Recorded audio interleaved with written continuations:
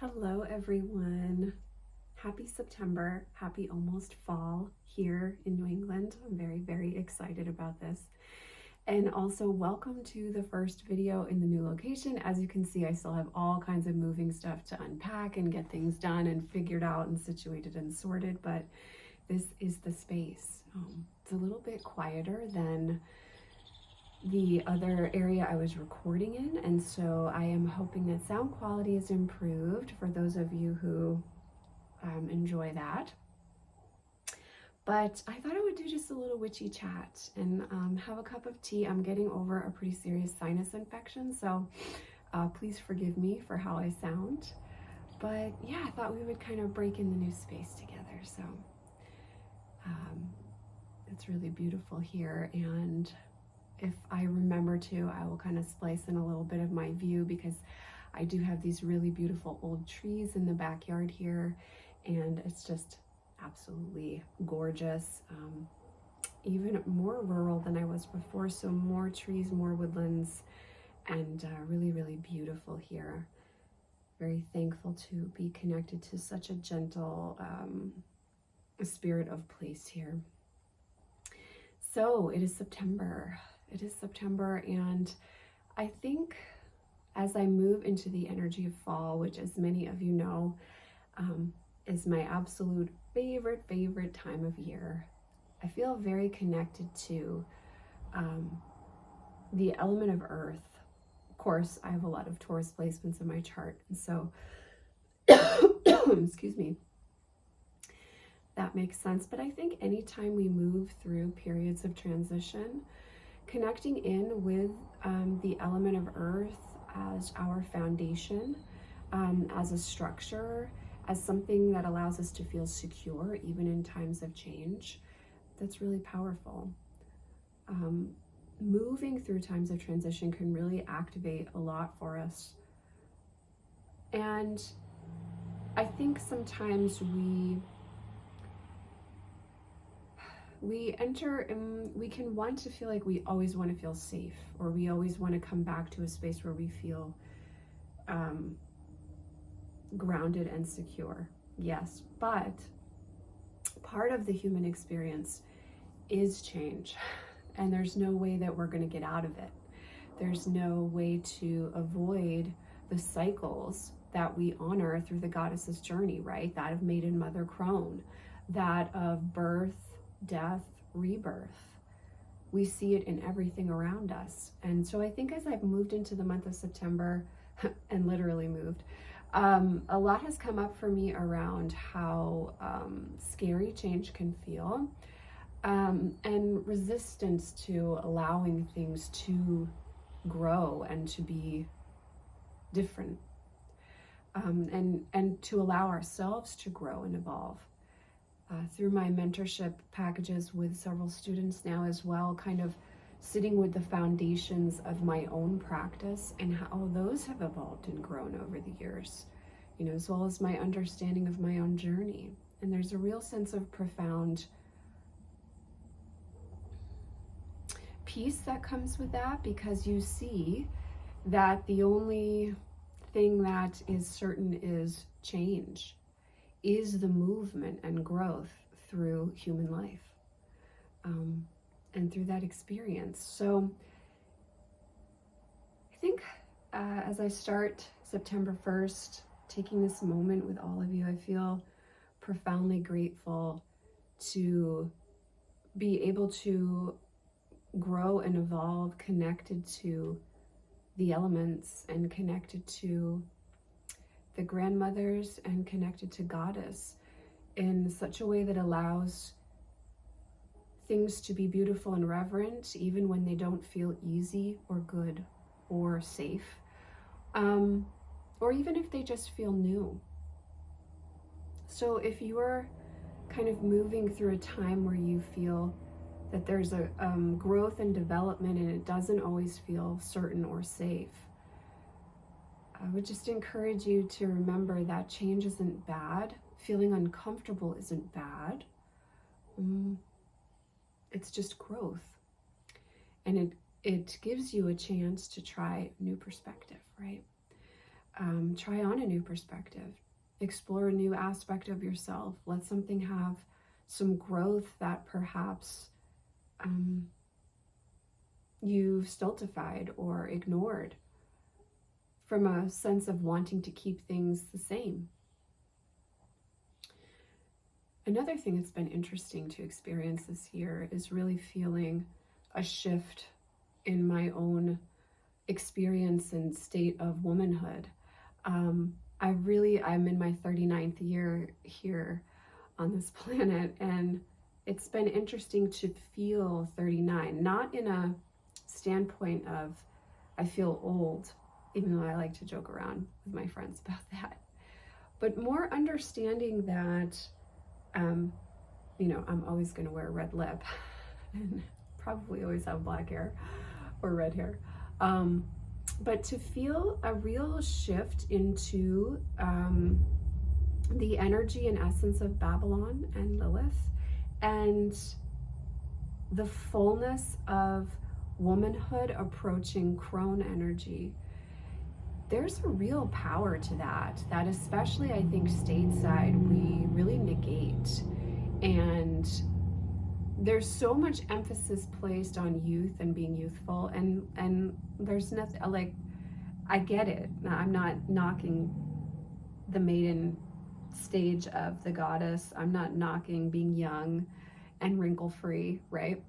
But wow, I feel so much more secure in my own skin and comfortable and really settled into a sense of power that doesn't have to be showy at 39, that I feel really, really grateful for. And so even though I do feel, a little bit older, and you notice shifts in your body, I feel really, really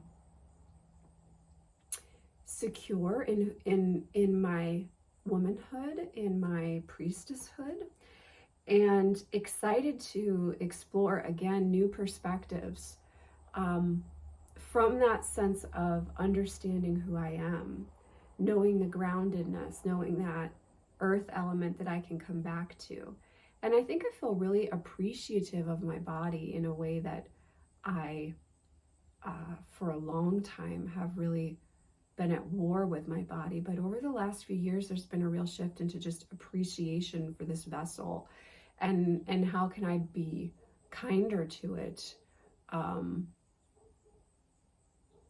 in ways that I have not previously. So there's been this really beautiful understanding of the power of my womanhood, again, not from a showy place, but from a space of really feeling into the depths of it and understanding that those depths are really limitless.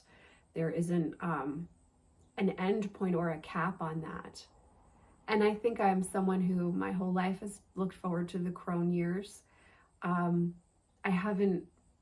don't have a fear of that. And so I'm excited to see, as the wheel turns and as the physical body ages, the beauty to be explored at that point in the wheel as well. That doesn't have to be something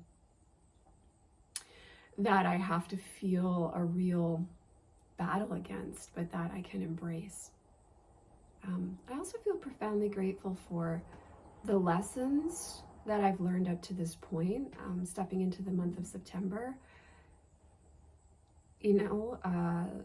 Learning those lessons allows you to be less judgmental, less stringent, and that can be very humbling, but it's also really exciting, isn't it? It's really exciting. So I feel very grateful for that. Yeah, I've definitely been ruminating this morning as I've been, starting to kind of unpack and put some artwork up. And it's one of Vincent's last days of summer. And so there's just a real sense of just reflection, but also profound gratitude for the experience and for my gods. Yeah, really profound. So that being said, I thought, because I don't have all my deck babies out right now, so I can't really do my fall list, but don't worry, that's coming. fall list is coming. I'm very excited to make so many more videos than I was able to make in July and August in the month of September.